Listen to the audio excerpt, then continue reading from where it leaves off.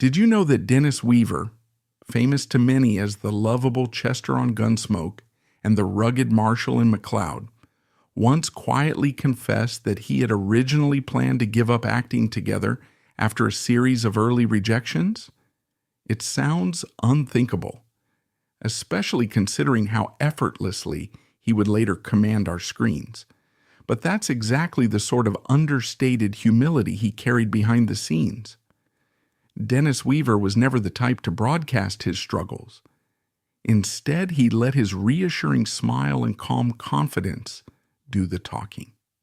Over time, he became a reliable presence in American television, an actor so ingrained in the Western and detective genres that many viewers felt they knew him personally, yet the road leading to that beloved status was neither straightforward nor guaranteed. And behind that friendly exterior was a man who fought through self-doubt, navigated the shifting tides of Hollywood, and ultimately faced a health battle that would end his life. Dennis Weaver was born on June 4, 1924, a period when silent films were giving way to talkies, and radio variety shows were establishing comedic and dramatic traditions that would shape television decades later. By the 1930s, the Great Depression had Americans seeking solace in stories that offered escapism, leading Hollywood to produce bigger, often uplifting productions. Then World War II came, and with it an even stronger appetite for heroic narratives. In the 1950s, television sets multiplied in living rooms across the United States, featuring variety hours, westerns, and family sitcoms that fed a nation yearning for stability and entertainment. Western dramas, in particular, gained massive traction as they reminded viewers of a romanticized American frontier spirit. It was into this evolving, wide-open medium that Dennis Weaver would eventually step, an actor with an earnest air, naturally suited to roles demanding a mix of warmth, humility, and underlying grit. Growing up in Joplin, Missouri, Dennis faced the usual small-town realities: chores, and more chores. His father was a hard-working man struggling to keep the family afloat during the Depression years, so young Dennis learned resourcefulness early on. By all accounts, he showed an aptitude for sports, running track in high school. Friends often recall how his calm demeanor gave him a kind of leadership presence, even though he wasn't loud or domineering. Sometimes neighbors noticed how Dennis talked about bigger dreams, perhaps traveling to faraway cities, maybe becoming a singer or a radio personality. Yet these musings were overshadowed by the pressing need to help his family. He pitched in with farm work or odd jobs around town. This routine fostered a down-to-earth humility in him that later endeared him to audiences. While high school might have pointed him toward athletics, Dennis also nurtured a hidden creativity. He'd listen to radio dramas in the evening, enthralled by the skillful voice actors who could conjure entire worlds just with sound.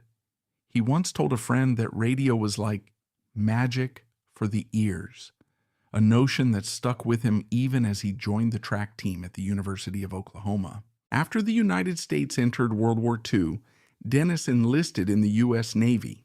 He served as a pilot, training stateside and occasionally performing duties that put him in close contact with other young men from all over the country.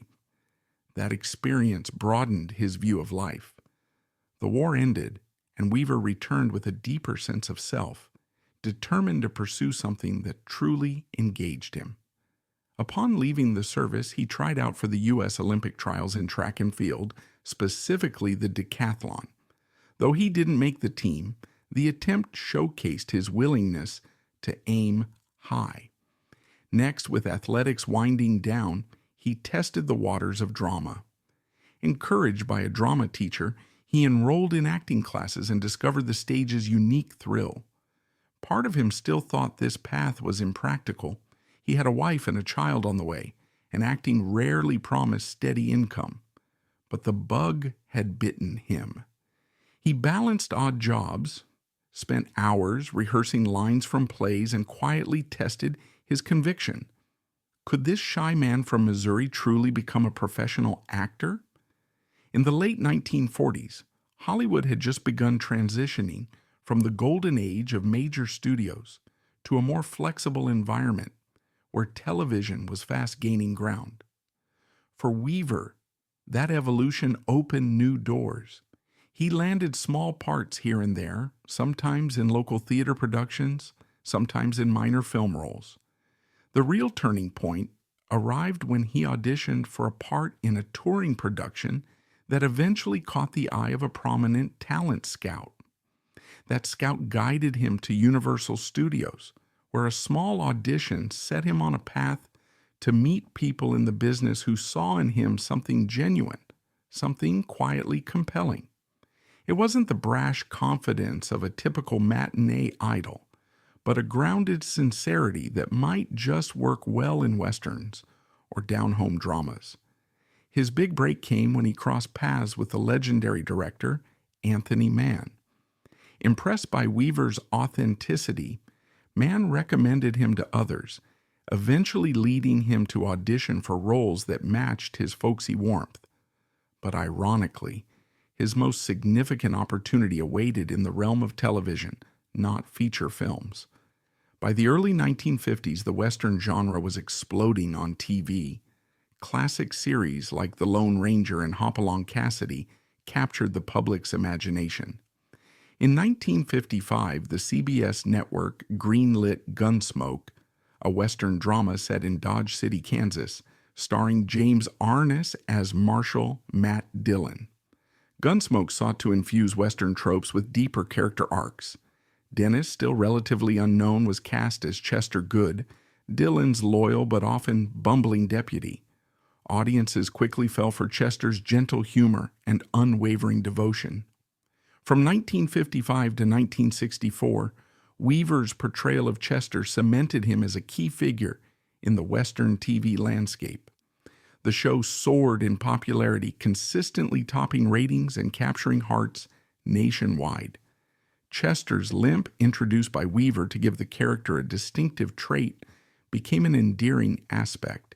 He delivered lines with a friendly stammer that exuded empathy. Fans would write letters praising Chester for his loyalty. Behind the scenes, though, Weaver initially struggled. James Arness was the undisputed star, and Weaver worried about being typecast as a sidekick. Yet his comedic timing and tender approach brought Chester depth beyond a mere comedic relief. People recognized that though Chester was never the main hero, he carried moral weight, serving as the heart of Dodge City. Over time, Weaver's wages increased and his personal confidence grew. Interestingly, a lesser-known anecdote from Gunsmoke reveals how invested Weaver was in shaping Chester's persona. In the show's early scripts, Chester was supposed to be a simple sidekick with little backstory. But Weaver, determined to flesh him out, approached writers with ideas about Chester's background. Maybe he was from a struggling rural family. Maybe he had unspoken heartbreak that gave him that stilted walk. While not all his suggestions made it on screen, some were subtly incorporated, giving Chester more emotional heft. In an era when TV sidekicks were often one-dimensional, Weaver's input made Chester a layered, beloved fixture.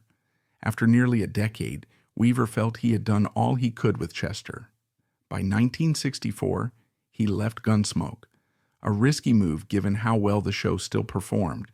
He yearned for new creative challenges, hoping to break out of the friendly sidekick mold.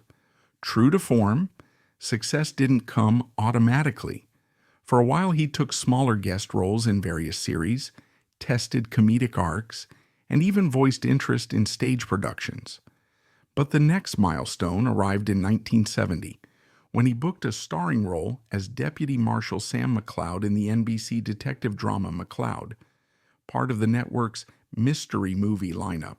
Transitioning from a comedic sidekick to a sophisticated lawman felt like an extreme pivot, but it showcased the range he had always believed he possessed.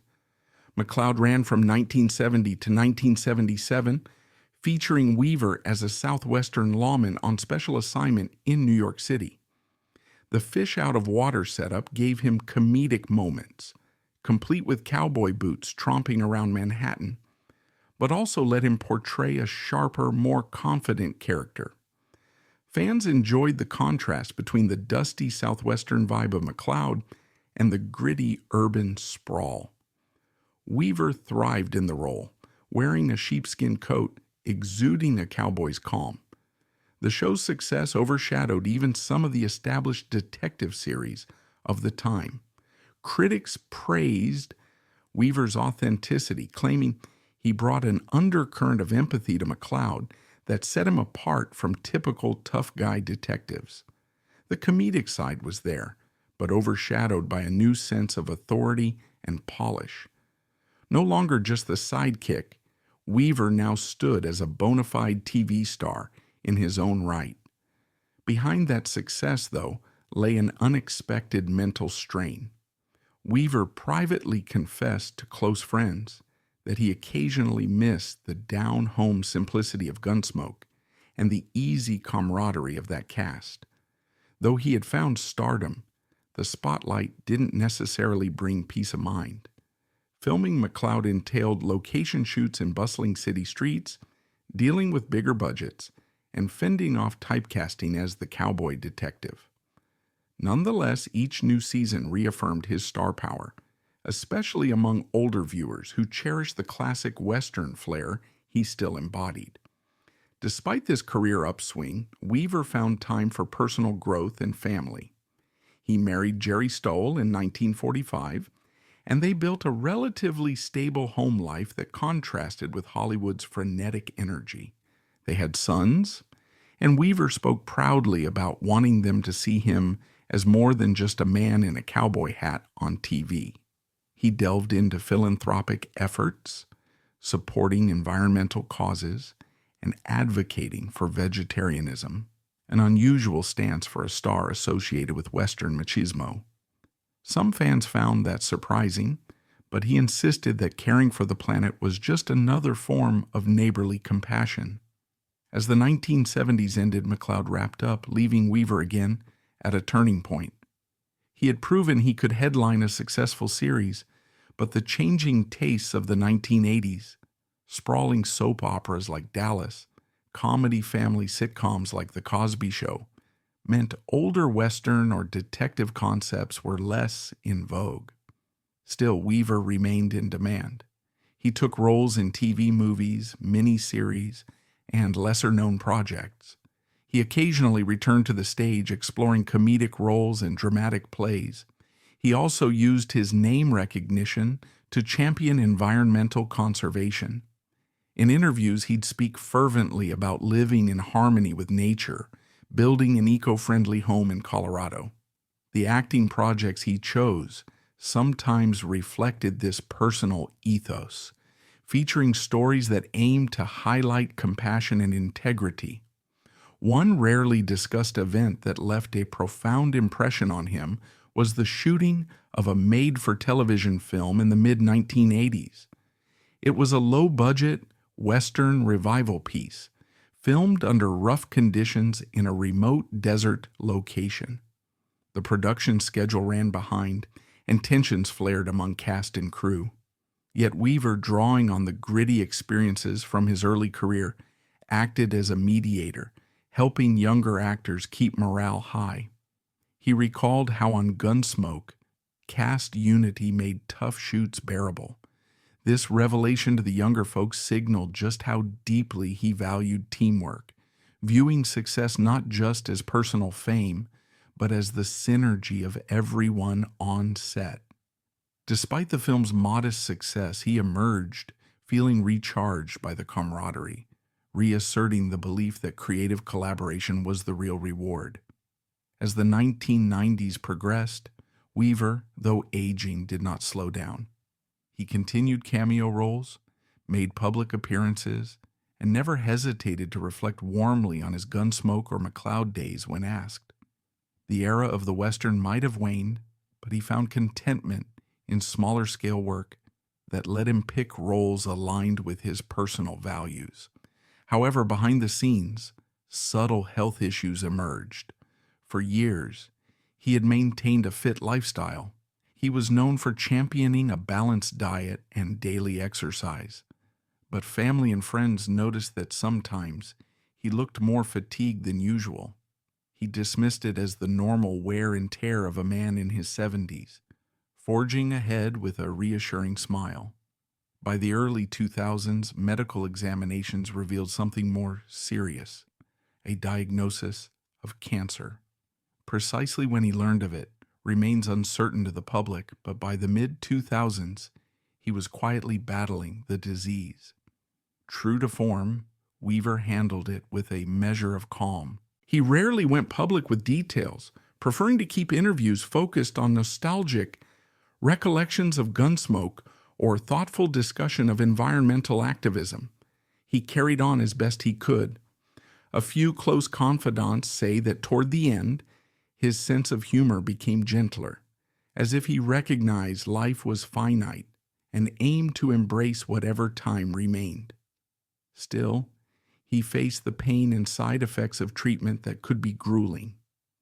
In the final months before his passing, Dennis Weaver sought peace in the quiet of his Colorado home. The wide open landscapes reminded him of the Western ethos he had embodied on screen. At times, he was too weak to attend bigger events, so well-wishers visited him instead. He would sometimes share small stories from his younger days or mention how grateful he was for the love fans had shown him over the years. Amid this private battle, he stayed unwaveringly positive, according to those who cared for him. Some days were clearly more difficult. Waves of exhaustion, physical discomfort, emotional turmoil. But he remained a source of calm for everyone around him. A caretaker recalled how, even in significant pain, he'd muster a gentle wink or a quiet joke as though determined to leave behind only kindly memories. By 2006, the cancer had advanced to a stage where doctors could do little more than manage his pain. On February 24, 2006, Dennis Weaver passed away at age 81. He died at his home in Ridgway, Colorado, surrounded by loved ones. It was, according to accounts, a relatively peaceful passing. The man who had once roamed America's living rooms as Chester Goode, then galloped through the streets of New York City as Sam McCloud, spent his final hours with the family he adored, reflecting on a life that had come full circle. The immediate cause was complications related to cancer. The sorrow was felt across the entertainment world, especially by older audiences who had grown up enthralled by his honest, down-to-earth characters. In the wake of his death, a few controversies and debates surfaced. Some fans lamented that Gunsmoke overshadowed his other achievements, including his environmental activism, claiming the media coverage of his passing focused too heavily on Chester. Others debated whether he deserved more official recognition, like an honorary tribute from major networks for his role in shaping Western TV. Some critics also pointed out that Weaver's shift to activism might have cost him bigger opportunities in an era when celebrity endorsements were still quite safe and sanitized. Yet these controversies, mild as they were, never overshadowed the goodwill people felt toward him.